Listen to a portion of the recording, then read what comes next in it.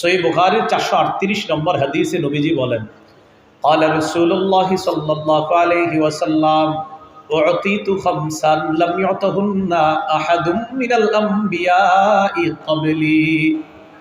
আমাকে 5টি জিনিস দেওয়া হয়েছে যা অতীতের কোনো নবীকে দেওয়া হয়নি। আমাদের নবীকে 5টি জিনিস দেওয়া হয়েছে যা অতীতের কোনো নবীকে দেওয়া হয় নাই। এই 5টি জিনিস কি? 1 নম্বর, নুসিরতু বির-রু'বি মাসীরাতা শাহরিন, আমাকে প্রভাব দ্বারা সাহায্য করা হয়েছে। আমি যখন কোনো কওমের বিরুদ্ধে লড়াই করতে যাব, 1 মাসের দূরত্বে যারা থাকবে তাদের অন্তরে আমার ব্যাপারে কাঁপন সৃষ্টি করা দেওয়া হয়, ভয় ভীতি সৃষ্টি করে দেওয়া হয়। এটার মাধ্যমে আল্লাহ আমাকে সাহায্য করছে। 2 নম্বর, ওয়া উহিল্লাত লিয়াল গনাইম, আমার উম্মতের জন্য গনিমতের মাল বৈধ করা হয়েছে। আমার উম্মত জিহাদ করবে, জিহাদের পর যেই সম্পদ পাওয়া যায় এই সম্পদ তাদের জন্য বৈধ। 3 নাম্বার, ওয়া জুইলাত লিয়াল আরদু মাসজিদান ওয়া তাহুরা, আমার উম্মতের জন্য পুরা পৃথিবীটা মসজিদ বানায় দেওয়া হয়েছে। সুবহানাল্লাহ, পুরা জমিন, পুরা পৃথিবীটা। এই দোকানদার যারা আছেন, নামাজের সময় মালিক যদি যাইতে না দেয় দোকানেই নামাজ পড়ে ফেলবেন। মালিক যদি যাইতে না দেয় কি করবেন? দোকানেই নামাজ পড়ে ফেলবেন। বুঝাইবেন যে আমি মসজিদে নামাজটা পড়ে আসি, আপনি একটু দোকানদারি করেন, আমি আসার পর আপনি নামাজ পড়েন। যদি না তোরে যাইতে দিব না, আপনি ইস্তেঞ্জার বাহানা করে, ইস্তেঞ্জা তো করতে দিবে, ইস্তেঞ্জা তো করতে দিবে মালিক, ইস্তেঞ্জার বাহানায় গিয়ে অজু করে আইসা দোকানেই নামাজ পড়ে ফেলবেন। কি করা এখন আপনার? রাসূলুল্লাহ সাল্লাল্লাহু আলাইহি সাল্লাম বলেন, আমার জন্য পুরা পৃথিবীটা মসজিদ বানিয়ে দেওয়া হয়েছে আর পবিত্র বানিয়ে দেওয়া, পুরা দুনিয়াটা আমার উম্মতের জন্য পবিত্র। আমরা এটারে অপবিত্র বানাই, কিন্তু আল্লাহ পবিত্র বানাইছে। তো নবীজি বলেন, ফাইয়ুমা রাজুলিম মিন উম্মতি আদরাকাতহুস সালাহ ফালইউসাল্লি, আমার উম্মতের কোনো ব্যক্তির যদি নামাজের সময় হয় সে যেন নামাজ আদায় করে নেয়। যেখানেই নামাজের সময় হবে সেখানেই যেন নামাজ আদায় করে নেয়, যেখানেই সময় হবে সেখানেই যেন নামাজ আদায় করে নেয়। এই জন্য নামাজ আমরা বিলম্বিত করব না, কোনো কারণ ছাড়া নামাজ আমরা দেরি করে আদায় করব না। মাহফিলকে কেন্দ্র করেও নামাজ দেরি করব না, প্রয়োজনে নামাজ পড়ব তারপর মাহফিলে যাব। কিন্তু এমন যেন না হয় আগে বয়ানটা শুনি পরে অনেক দেরি করে গিয়ে, যেমন আমিও তো প্রথমে বললাম, আমার বয়ানে শোনার সময়ও যদি কেউ থাকেন যে নামাজটা এখনো পড়েন নাই, আল্লাহর রাস্তায় আপনি চলে যান, তাড়াতাড়ি গিয়ে নামাজ পড়েন, ওইটা ফরজ, এটা না শুনলে আপনার গুনাহ হবে না, ওটা ছেড়ে দিলে আপনার জবাবদিহিতা করতে হবে, মাথা রাখতে হবে। তো এই জন্য রাসূল সাল্লাল্লাহু আলাইহি সাল্লাম বললেন, আমার উম্মতের কোনো ব্যক্তির যেখানেই নামাজের সময় হবে সে যদি নামাজ আদায় করে নেয়, আল্লাহ তাআলা তার নামাজকে কবুল করে নেবেন। এই জন্য নামাজের প্রতি আমরা যথেষ্ট গুরুত্ব দেওয়ার চেষ্টা করব, আল্লাহ তৌফিক দান করেন। এবং ধীরস্থিরভাবে নামাজগুলো আদায় করার চেষ্টা করব। আমাদের মাঝে আরেকটা ভুল কি হয় দেখেন, কাজ আছে, প্রচুর কাজ আছে, কি হয়েছে, আরে হুজুরে রিসিভ করতে হবে, হুজুরে রিসিভ করতে গিয়ে নামাজ তাড়াতাড়ি পড়ে, আরে বিন হাবিব আসছে তাড়াতাড়ি যাও, মানে কি ফাইজলামি করেন নামাজের সাথে? নামাজ তাড়াহুড়া করা এটা আপনারা কে শিখাইলো? এইভাবে যেই কোনো এক মাহফিল থেকে আমাকে আনবে, মানে আমাকে মঞ্চে উঠাবে, আমি আসর পড়তেছি কিছুদিন আগে যে কোনো জায়গায়, আসরের পরে আমার বয়ান, তো আসর পরে আসতেছে, আমি মুসাফির, এখান থেকে যাব আরো দূরে সফর পরিমাণ, তো আসরের পরে বয়ান, তো মুসাফির মানুষ, আমি পড়ছি 2 রাকাত, তিনি আমার 2 রাকাতের মাঝে 4 রাকাত করে মুনাজাত করে ফোন দিয়ে অলরেডি কথাবার্তা হয়ে গেছে, হুজুরকে নিয়ে বের হচ্ছি, হুজুরকে নিয়ে বের হচ্ছে, আমি তো 2 রাকাত পড়লাম, আপনি 4 রাকাত, আমি তো বলে ফেলছেন, আপনি কয় রাকাত পড়লেন? আপনি এলাকার না, 4 রাকাত, আপনি 4 রাকাত কেমনে বললেন? আমি তো আল আসরিয়া ইন্না আতইনা দিয়ে 2 রাকাত পড়ছি, আপনি এর চেয়ে তো বড় সূরা পড়েন না, এই 2 সূরা দিয়েই তো পড়ছেন কমপক্ষে, তো কেমনে 4 রাকাত হলো আপনার? ওনার এই কর্মকাণ্ড দেখা সেদিন আমি নামাজ সম্পর্কেই বয়ান করছি, এটাও বলছি যে ভাই এইভাবে আপনি রিসিভ করতে গিয়ে, আমাকে রিসিভ করতে গিয়ে আপনি নামাজে কেন এই কাজটা করলেন? মানে একটা হাই হুতাশ, আরে কি জানি ফাটা গেলাম কেন হলো, মানে কি, মানে আমার আনতে হইলে আপনি নামাজ এইভাবে 4 রাকাত 2 মিনিটের মাথায় বাস ক্লোজ দিয়ে দিলেন, এটা অন্যায়, এটা আল্লাহর সাথে বেয়াদবি করা, মাথায় রাখবেন।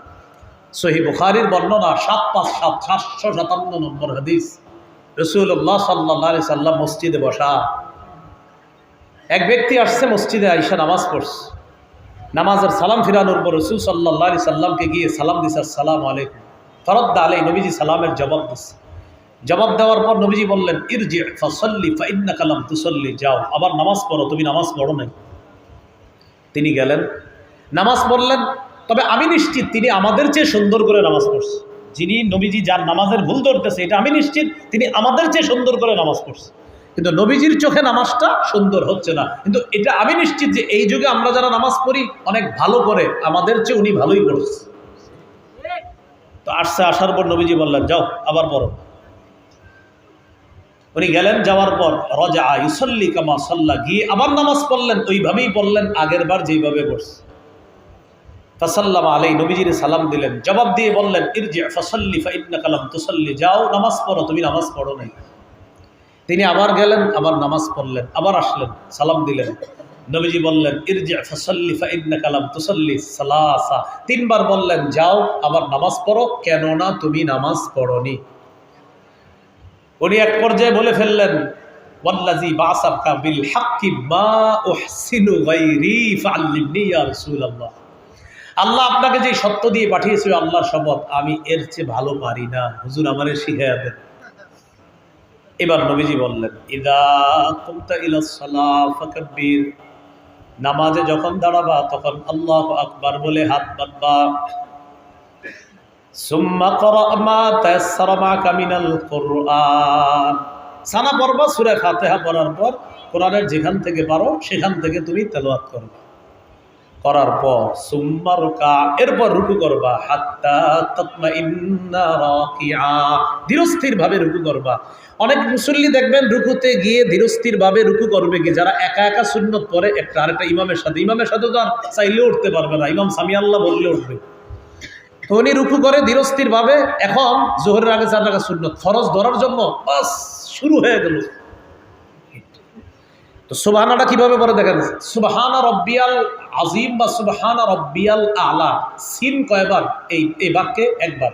সুবহানা রব্বিয়াল আজিম, সিন কয়বার আছে? সিন প্রথম শব্দ বা আপনার প্রথম অক্ষরটাই কি? সিন। এটা তাকান আমার দিকে, মানে বুঝাইলো উনি সিন যেহেতু সু 3বার করছে, সুবহানা 3বার বলে ফেলছে। এখানে তো সিন তো এই বাক্যে একবারই আছে, এই অক্ষরটা এই বাক্যে কয়বার? তো উনি দেখেন আমার সাথে, মানে কি অর্থাৎ উনি সুবহানা রব্বিয়াল আজিমটা 3বার বলে ফেলছে, কারণ যেহেতু এই বাক্যে সিন তো একবারই আছে। এই যে হ্যাঁ সুন্দর হয়েছে, কে জানি এই পাশে করছে না, দেখেন এটা সিরিয়াসলি না, এই ঘটনা ঘটছে আমাদের অহরহর। আপনি এটা এইভাবে পড়তে পারেন না তো। সুবহানা রব্বিয়াল আজিম, সুবহানা রব্বিয়াল আজিম, সুবহানা রব্বিয়াল আজিম, আল্লাহ কত খুশি হয়ে যায়। এবার রুকু থেকে তুমি দাঁড়াইবা, একা একা হইলে বাস সোজা হয়ে দাঁড়াইলেন। ইমাম সাহেবের সাথে হইলে দেখবেন মাঝে মাঝে ঘটনা দেখা যায়, অনেকে বাঁকা হয়ে থাকে রুকু থেকে দাঁড়ায়, বুঝা ইমাম সাহেব তাড়াতাড়ি সিজদায় যান। নবীজি বললেন, হাত্তা তা'তাদিলা কাইমা, তুমি সোজা হয়ে দাঁড়াবা। বলেন রুকু থেকে কিভাবে দাঁড়াবো? একা পড়লে বাস পড়লেন যা পড়া, ইমাম সাহেব সামি আল্লাহ বললে আমরা বলবো রব্বানা লাকাল হামদ, অথবা আল্লাহুম্মা রব্বানা লাকাল হামদ, অথবা আল্লাহুম্মা রব্বানা ওয়া লাকাল হামদ হামদান কাসীরান তাইয়িবান মুবারাকান ফি, সময় পাইলে পুরাটা পড়বেন। এটা যদি পড়েন আর সুযোগ পান পুরাটা, যদি ইমাম সাহেবের সাথে সময় না পাইলে পড়া আপনি পড়বেন না, কারণ ইমাম সাহেব চলে গেলে আপনিও যেতে হবে। একা একা আপনি এটা পুরাটা পড়বেন যখন সামি আল্লাহ বলবেন। ফেরেশতারা প্রতিযোগিতা লেগে যায় আপনার এই আমলটা নেওয়ার জন্য, উপরে পৌঁছানোর জন্য। নবীজি বলেন সুম্মাসজুদ, এরপর তুমি সিজদা করবা, হাত্তা তাতমাইন্না সাজিদা, ধীরস্থির ভাবে সিজদা করবা। সুবহানা রাব্বিয়াল আ'লা, সুবহানা রাব্বিয়াল আ'লা, সুবহানা রাব্বিয়াল আ'লা পড়লেন। পড়ার পর এরপর সুম্মা রফা রাসাক, মাথা তুলবা। 2 সিজদার মাঝখানে দেখেন এইভাবে বাঁকা হয়ে থাকে অনেক, 2 সিজদার মাঝখানে বাঁকা হয়ে থাকে, মানে আরেক সিজদা দিবে বাঁকা হয়ে থাকে। অনেক ক্ষেত্রে এতটাই বাঁকা হয় 2 সিজদা মিলে সিজদা হয় একটা।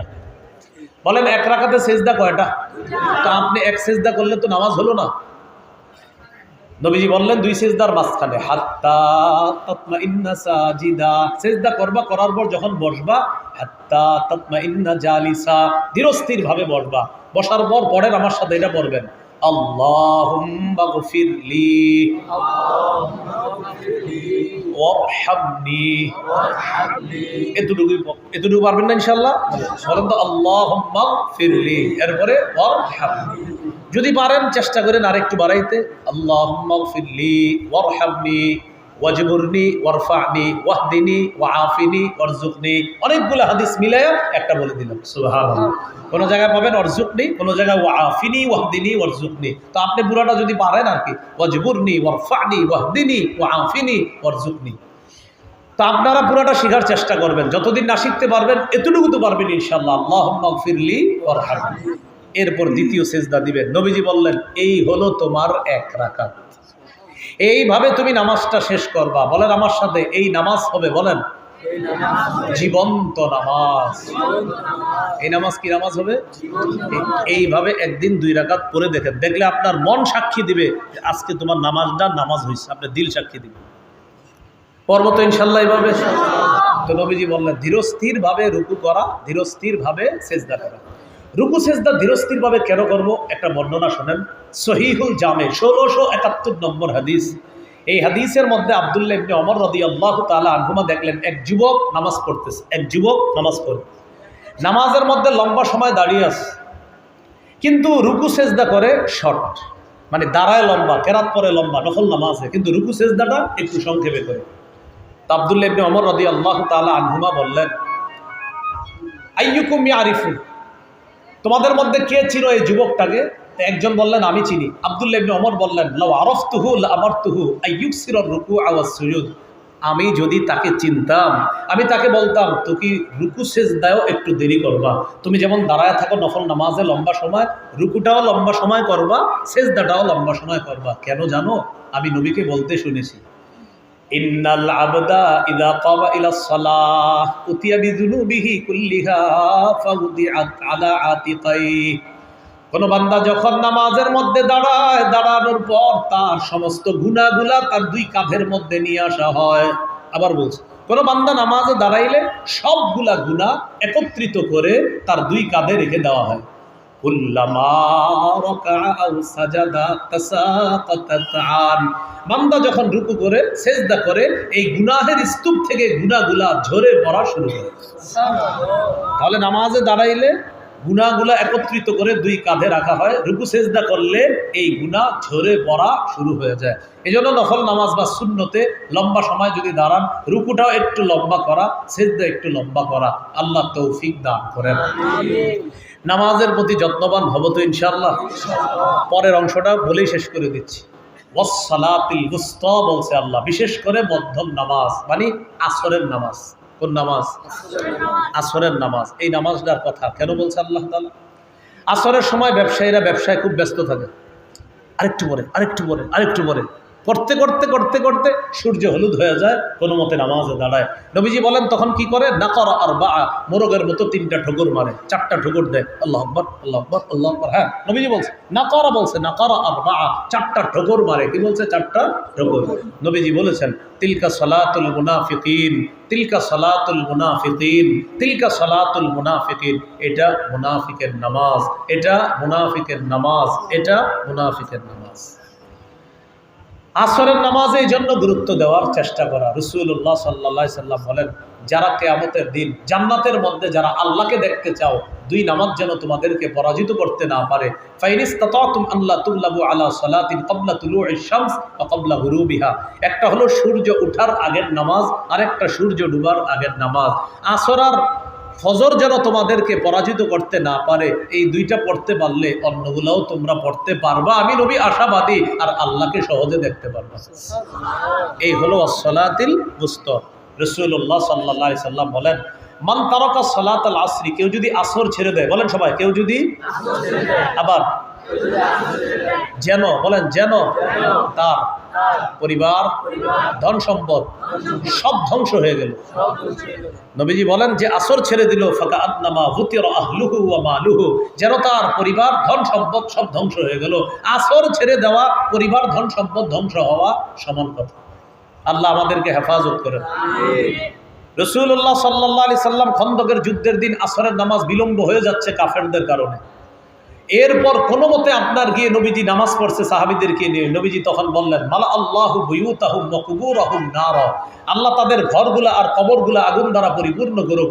শাগালুনা আন সালাতিল উস্তা, তারা আমাদেরকে আসরের নামাজ থেকে বিরত রাখছে, আমাদেরকে আসর পড়তে দেয় নাই।